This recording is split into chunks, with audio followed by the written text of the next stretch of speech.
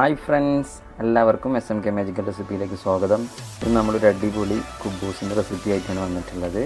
അപ്പോൾ നമുക്ക് എങ്ങനെ ഉണ്ടാക്കണം നോക്കാം. അപ്പോൾ അതിനാവശ്യമായിട്ട് ഒരു ബൗൾ വെള്ളം, അതുപോലെ തന്നെ ഒരു ടേബിൾ സ്പൂൺ ഷുഗർ, അതിൻ്റെ പകുതി എന്നുള്ള രീതിയിൽ 1/2 ടേബിൾ സ്പൂൺ ഡ്രൈ ഈസ്റ്റ് നന്നായിട്ടൊന്ന് മിക്സ് ചെയ്ത് കൊടുക്കാം. നന്നായി ഇളകി വന്നു കഴിഞ്ഞാൽ നമ്മളുടെ ഈസ്റ്റ് ആക്റ്റീവ് ആവും. ഇനി നമുക്കിതൊരു 5 to 10 മിനിറ്റ് റെസ്റ്റ് ചെയ്യാൻ വെക്കാം കവർ ചെയ്തതിന് ശേഷം. അപ്പോൾ ഇനി നമുക്ക് ഡോ സെറ്റ് ചെയ്യാനുള്ള ഫ്ലവേഴ്സ് ആഡ് ചെയ്യാം. വീറ്റ് ഫ്ലവർ, ഗോതമ്പ് പൊടി ഒരു 3/4 കപ്പ്, അതുപോലെ തന്നെ മൈദപ്പൊടി ഒരു 2 കപ്പ്, രണ്ടും കൂടിയിട്ട് 2.25 കപ്പ് ഒന്ന് ആഡ് ചെയ്തതിന് ശേഷം ഒന്ന് മിക്സ് ചെയ്യാം. ഇനി നമുക്ക് ആവശ്യത്തിനായിട്ടുള്ള ഉപ്പ് ആഡ് ചെയ്ത് കൊടുക്കാം. അതിന് ശേഷം നന്നായിട്ടൊന്ന് മിക്സ് ചെയ്ത് കൊടുക്കാം. ഇനി ഒരു 3 ടീസ്പൂൺ ഓയിലാണ് ചേർക്കേണ്ടത്.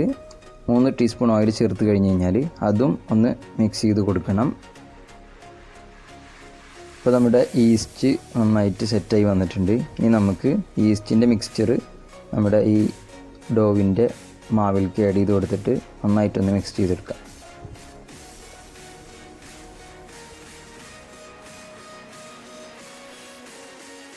ഇപ്പോൾ ഏകദേശം നമ്മുടെ മാവ് നന്നായി കുഴഞ്ഞ് വന്നിട്ടുണ്ട്.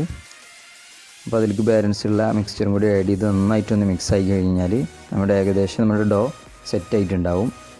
ഇനി നമുക്കിതൊരു ക്ലീൻ ആയിട്ടുള്ളൊരു ഏരിയയിലേക്ക്, ഒരു സർഫസിലേക്ക് മാറ്റാം. എന്നിട്ട് കുറച്ച് പൊടി അതിൻ്റെ മുകളിലിട്ടിട്ട് നന്നായിട്ടൊന്ന് പ്രസ് ചെയ്യാം. നന്നായിട്ട് പ്രസ് ചെയ്താലാണ് നമ്മുടെ കുബൂസ് നല്ല സോഫ്റ്റായിട്ട് കിട്ടുള്ളൂ. നന്നായിട്ട് പ്രസ് ചെയ്ത് കൊടുക്കുക. 9 മിനിറ്റൊക്കെ നന്നായിട്ട് പ്രസ് ചെയ്ത് കഴിഞ്ഞ് കഴിഞ്ഞാൽ നമ്മുടെ ഡോ നല്ല സ്മൂത്തും അതുപോലെ തന്നെ നല്ല എലാസ്റ്റിക് ആയിട്ടുണ്ടാവും.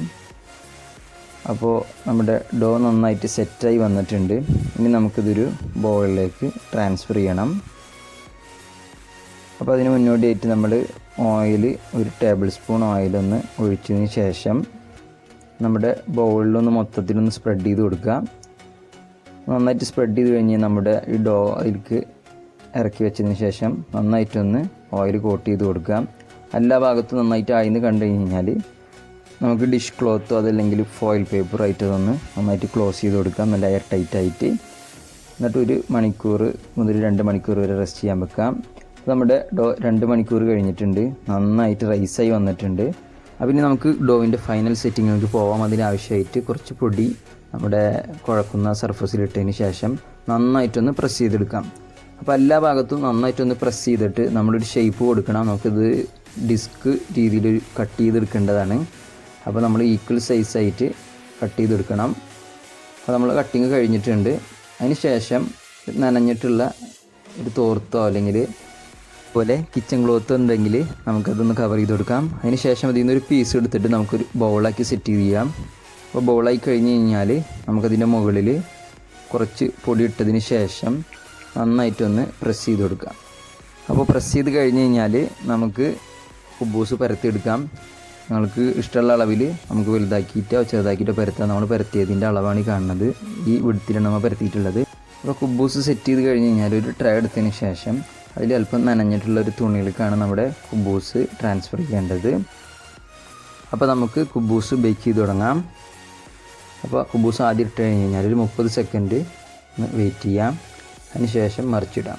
എന്നിട്ട് 1 to 2 മിനിറ്റ് ഒന്ന് കുക്ക് ചെയ്തെടുക്കാം. എല്ലാ ഭാഗത്തും നന്നായിട്ടൊന്ന് പ്രസ് ചെയ്ത് കൊടുക്കാം. എല്ലാ ഭാഗത്തും നന്നായി പ്രസ് ചെയ്ത് കൊടുത്തതിന് ശേഷം ഒന്നുകൂടി ഒന്ന് മറിച്ചിടാം.